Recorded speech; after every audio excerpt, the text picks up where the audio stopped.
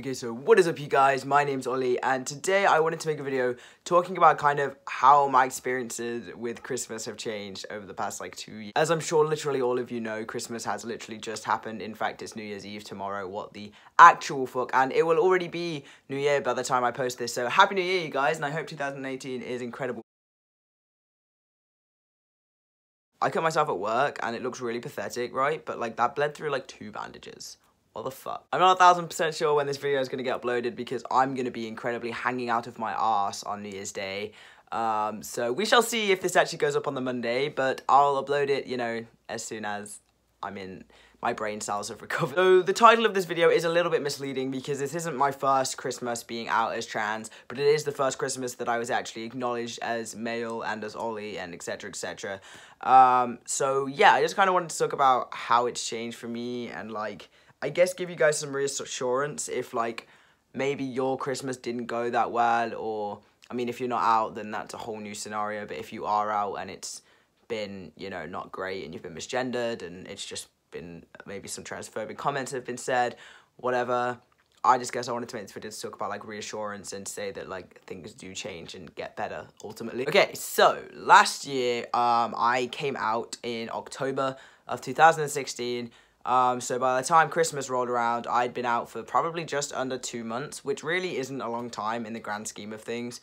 And it's safe to say I was absolutely pooing my pants.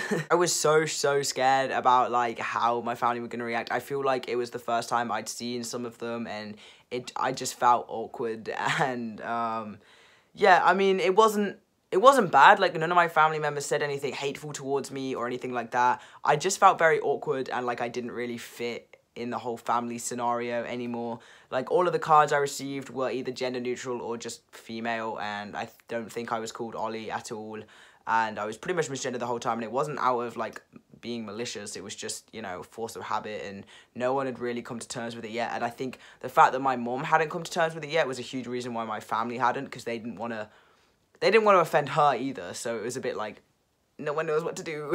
That's definitely the best word I can describe my Christmas last year. It was just awkward. Like, nobody really knew how to act around me. It was like they all pretended like nothing had happened, but clearly something had happened. It was like this huge elephant in the room situation. And I mean, I don't blame them. You know, it is a huge thing, coming out as trans, and it hadn't been a long time at all.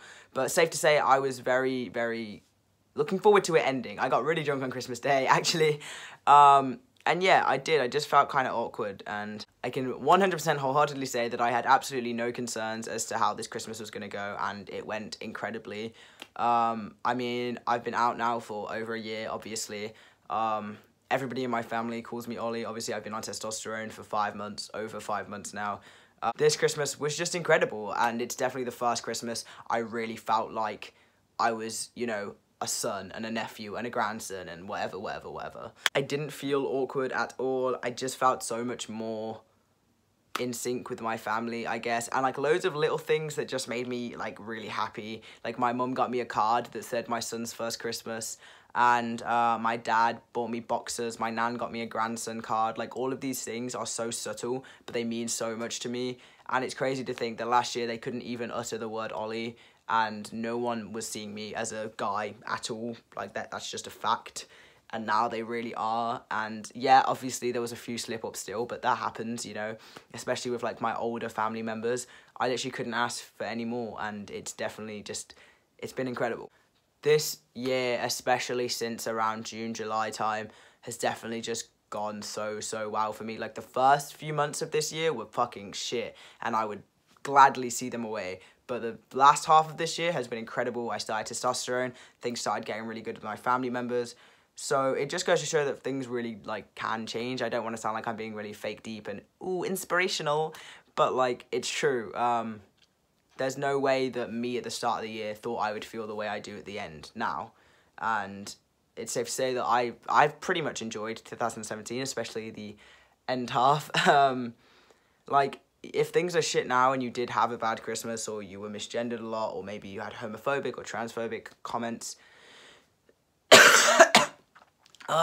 that's how I feel about those comments. But no, just rest assured that like things really do get better, and obviously not in every single sense, but a lot of the time really does heal all. And I know I'm being so cringy in this video and like, oh my god, I'm an inspiration to you all. At the end of the day, for most case scenarios, is that your family do love you and they just want what's best for you. And once they realize this is what's best for you, hopefully they'll just get over it. And sometimes they just need time to just get over it, and they will eventually, you know. I'm safe to say that I'm looking forward to 2018. Honestly, I don't think 2018 will be like huge for any transition updates, just because I don't think I'll be getting top surgery next year, and that's really the only thing that I've got coming up. Obviously, like, I'll hit a year on T and stuff next year, which is crazy.